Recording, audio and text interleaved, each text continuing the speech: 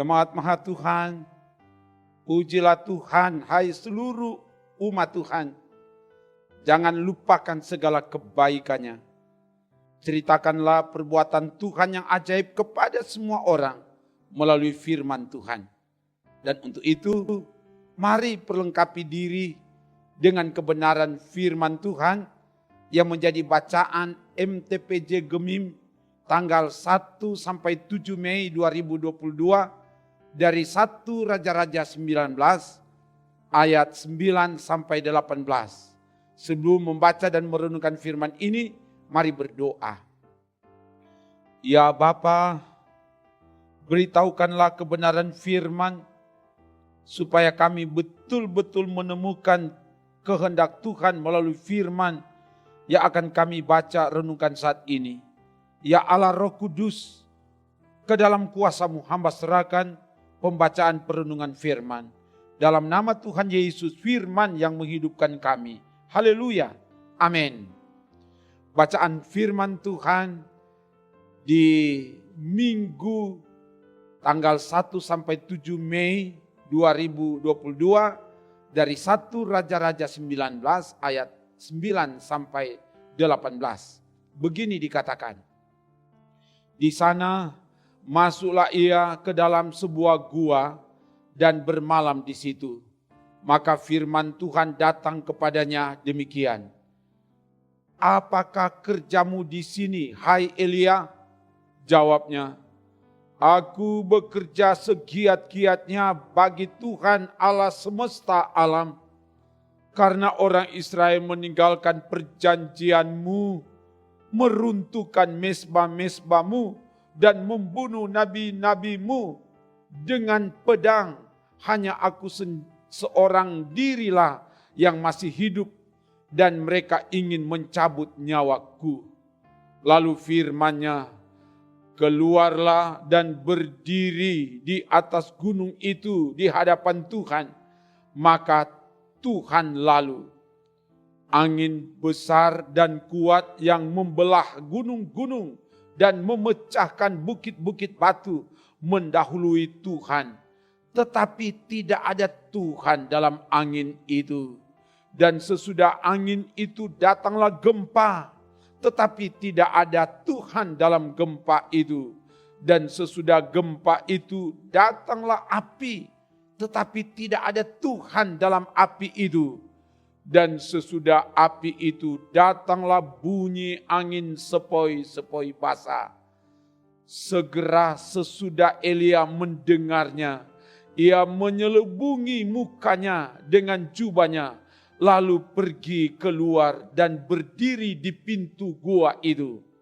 Maka datanglah suara kepadanya yang berbunyi, apakah kerjamu di sini, hai Elia? Jawabnya, aku bekerja segiat-giatnya bagi Tuhan Allah semesta alam. Karena orang Israel meninggalkan perjanjianmu, meruntuhkan mesbah-mesbahmu, dan membunuh nabi-nabimu dengan pedang. Hanya aku seorang dirilah yang masih hidup, dan mereka ingin mencabut nyawaku. Firman Tuhan kepadanya, pergilah, kembalilah ke jalanmu, melalui padang gurun ke Damsyik, dan setelah engkau sampai, engkau harus mengurapi Hazael menjadi raja atas Aram, juga Yehu cucu Nimsi haruslah kau urapi menjadi raja atas Israel, dan Elisa bin Safat dari Abel Mehola harus kau urapi menjadi nabi menggantikan engkau. Maka siapa yang terluput dari pedang Hazael akan dibunuh oleh Yehu, dan siapa yang terluput dari pedang Yehu akan dibunuh oleh Elisa. Tetapi aku akan meninggalkan 7.000 orang di Israel, yakni semua orang yang tidak sujud menyembah Baal dan yang mulutnya tidak mencium dia. Demikian firman Tuhan. Jemaat Maha Tuhan, bagian firman yang disampaikan dari 1 Raja-Raja 19 ayat 9 sampai 18 memberitakan apa yang dialami oleh Nabi Elia ketika ia berjuang agar bangsa Israel, Raja Ahab kembali dan tetap menyembah Allah dan bukan menyembah Baal yang dibawa oleh Ratu Isabel, istri Ahab, ke Israel. Perjuangan dan pertarungan iman dibuktikan oleh Nabi Elia ketika ia melawan dan menentang nabi-nabi Baal di Gunung Karmel. Sebagaimana diberitakan dalam 1 Raja-Raja 18 ayat 20 sampai 46. Ternyata Baal tidak ada kuasa apa-apanya dibandingkan dengan Allah, dan Elia membunuh 450 nabi-nabi Baal. Hal itu diberitahukan Raja Ahab kepada istrinya Isabel, dan Isabel merencanakan untuk membunuh Nabi Elia, membalaskan dendam atas kematian Nabi Baal itu. 1 Raja-Raja 19 ayat 1 dan 2. Elia menjadi takut. Ia lari menyelamatkan diri ke Betseba, lalu masuk ke padang gurun, lalu duduk di bawah pohon arar. Ia ingin mati sebab rasanya ia gagal, tidak lebih baik dari nenek moyangnya. 1 Raja-Raja 19 ayat 3 dan 4. Malaikat Tuhan memberi penguatan dengan memberikan makanan dan minuman, sehingga ia dapat berjalan 40 hari 40 malam, dan sampailah dia di Gunung Horeb atau Gunung Sinai.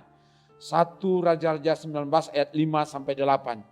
Di Gunung Sinai atau Gunung Horeb, Elia masuk ke dalam gua dan bermalam di situ. Di situ juga terjadi perjumpaan dan percakapan dengan Tuhan.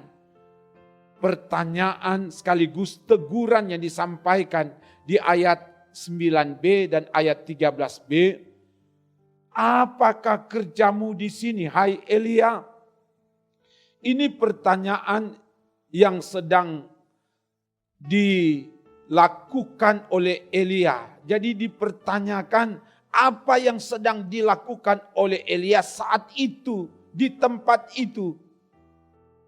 Kalau kita lihat bacaan, sebenarnya Elia tidak melakukan apa-apa.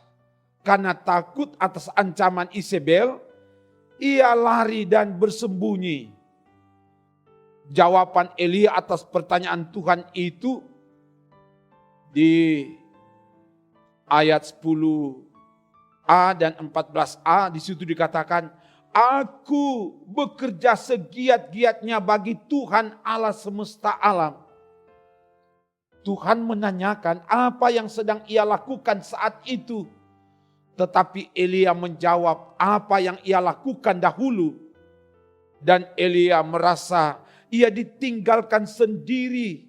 Ia memperjuangkan sendiri, tidak mendapat topangan dari orang lain. Dibahasakan dalam bacaan firman tadi, orang Israel meninggalkan perjanjianmu, meruntuhkan mesbah-mesbahmu, membunuh nabi-nabimu, dan berupaya untuk mencabut nyawanya. Ini ungkapan kekecewaan dari Nabi Elia. Tapi Tuhan memberi penguatan dan penghiburan kepada Nabi Elia. Tuhan memerintahkan keluar dari gua dan Tuhan akan lalu. Ayat 11 dan ayat 12. Tuhan tidak ada dalam angin besar, dalam gempa, dan dalam api. Tapi Tuhan hadir dalam angin sepoi-sepoi basah. Ini menunjuk pada tindakan kasih Allah kepada Elia.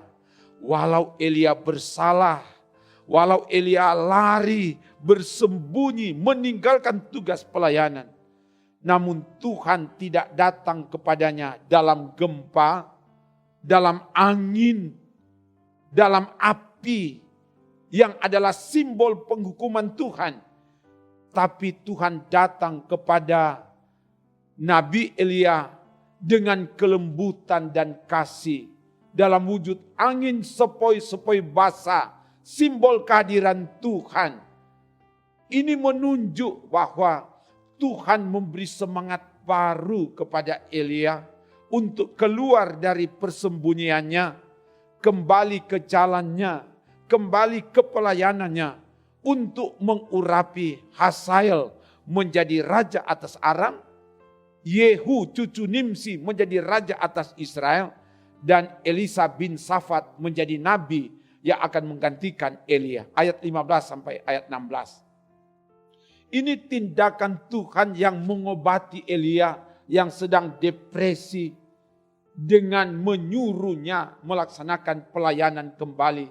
Sekaligus memberi penghiburan kepada Elia bahwa Allah tidak akan membiarkan dosa Israel, dosa Ahab dan Isabel, tapi Allah akan menghukum. Itu nyata dari pengangkatan Yehu menjadi raja atas Israel, ayat 17. Dan Tuhan menyatakan kepada Elia bahwa ia tidak sendiri dalam menyembah Allah. Pelayanan Elia tidak sia-sia, sebab ada 7.000 orang yang tetap menyembah Allah. Ayat 18 dalam bacaan kita. Jemaat Maha Tuhan, kebenaran firman yang disampaikan kepada kita sebagai pelayan Tuhan, agar tetap semangat melayani Tuhan, melakukan yang benar sesuai dengan kehendak Tuhan.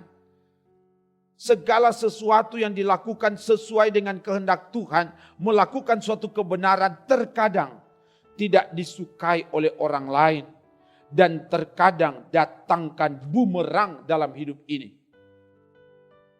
Kita diingatkan sebagai pelaku kebenaran, jangan pernah takut, jangan pernah menyerah. Ada Tuhan yang akan terus membela dan memberi kemenangan. Tetap fokus melayani Tuhan. Mazmur 37 ayat 5 dan 6 katakan, serahkanlah perbuatanmu kepada Tuhan dan percayalah kepadanya, dan ia akan bertindak. Ia akan memunculkan kebenaranmu seperti terang dan hakmu seperti siang. Ini luar biasa. Kalau kita fokus menyerahkan seluruh hidup pelayanan kita ke Tuhan, Tuhan yang akan bertindak. Dia akan membela kita. Manakala menghadapi kekecewaan dalam pelayanan, jangan lari, jangan meninggalkan pelayanan. Seperti Elia, tetap tabah dan setia untuk terus melayani Tuhan. Kita dipanggil untuk tetap setia melayani Tuhan.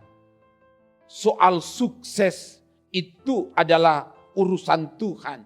Itu adalah kehendak Tuhan. Yang dituntut kepada kita adalah tetap setia. Makanya ada lagu yang terkadang dinyanyikan oleh lansia, siapa yang setia hingga ke tamat akan memperoleh mahkota kehidupan. Itu jaminan bagi kita.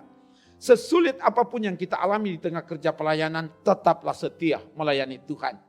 Tuhan selalu hadir dalam hidup ini dengan kelembutan dan kasih. Seperti yang disimbolkan kehadiran Tuhan. Dia tidak datang dalam bentuk angin badai. Dia tidak datang dalam bentuk gempa. Dia tidak datang dalam bentuk api untuk menghakimi, tapi dia datang dalam bentuk angin sepoi-sepoi basah. Tanda kehadiran Tuhan. Dan untuk itu melangkah terus di dalam Tuhan. Jangan pernah takut dan gentar. Ada Allah yang terus menyertai, menolong kita. Dan kalau dia menyertai, menolong kita, apapun yang kita melakukan pasti berhasil. Maka terpujilah nama Tuhan. Haleluya. Amin. Mari berdoa. Terima kasih Bapa, firman telah memperlengkapi kami sebagai pelayan-pelayan Tuhan yang akan mempersiapkan diri untuk melaksanakan tugas tanggung jawab pelayanan di minggu pertama bulan Mei, tanggal 1 sampai 7 Mei. Bagian firman sudah dibaca, biar ini memperlengkapi kami semua agar kami dapat menjawab tuntutan kebutuhan pelayanan. Dan semua yang mengikuti ini diberkatilah oleh Tuhan. Termasuk tim multimedia Gemim Bukit Moriam, Rikek Manado. Terus diberkati dan diberkati Tuhan. Dan bahkan Tuhan pakai pelayanan ini untuk jadi berkat bagi banyak orang. Maka terpujilah namamu Bapa. Dalam nama Tuhan Yesus, haleluya, amin. Demikian pelayanan firman, salut dan bangga saudara tetap setia bersama dalam pelayanan ini. Mari kita terus bersama untuk saling melengkapi supaya dapat memenuhi kebutuhan pelayanan dan kita semakin berakar, semakin bertumbuh dan berbuah lebat di dalam Tuhan. Amin. Trims. Jangan lupa subscribe channel Demi Bukit Moria Rike.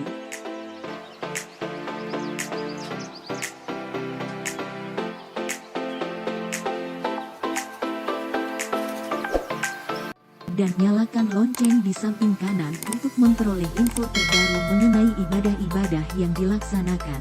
Salam sehat. Tuhan Yesus memberkati kita semua. Shalom.